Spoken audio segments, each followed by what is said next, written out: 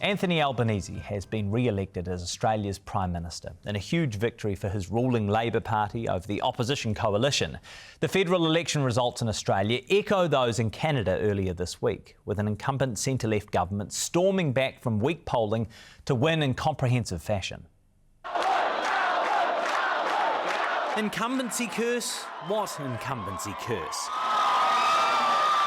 On a dramatic night, Anthony Albanese became the first Australian Prime Minister to win consecutive elections in more than 20 years. A majority Labor government promised and delivered. While the final results will take days to confirm, it's clear Australia's Labor Party has increased its majority, marking a huge turnaround from polling a few months ago, which had support for the government at a low. Well, tonight's not the night that we wanted for the Liberal Party or for our coalition or indeed for our country.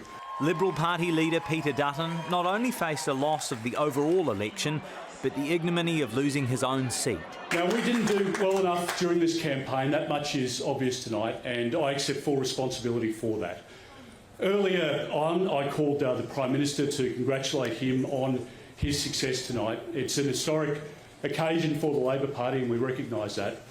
I congratulated the Prime Minister and wished he and Jody and Nathan all the very best. And I said to the Prime Minister that his mum would be incredibly proud of his achievement tonight, and he should be very proud of what he's achieved. There have been two central reasons credited for Labor's turnaround. One, the Liberals' poor campaign, which included high-profile gaffes and a major policy flip-flop. And the second, the Trump factor.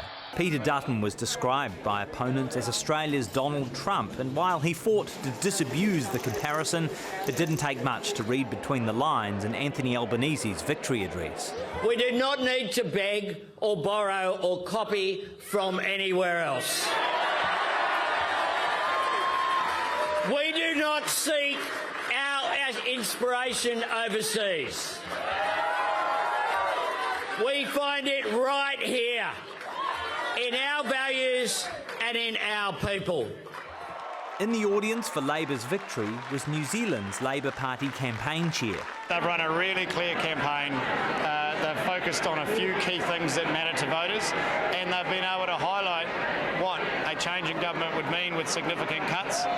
It's possible that they've seen the impact of those cuts in New Zealand and said, no thanks, we don't want that here. So a combination of not a great campaign from the coalition, but a very good one from Labor. Some of Labor's support came at the expense of the Greens, who dropped several seats, while the so-called Teal independent candidates largely held theirs.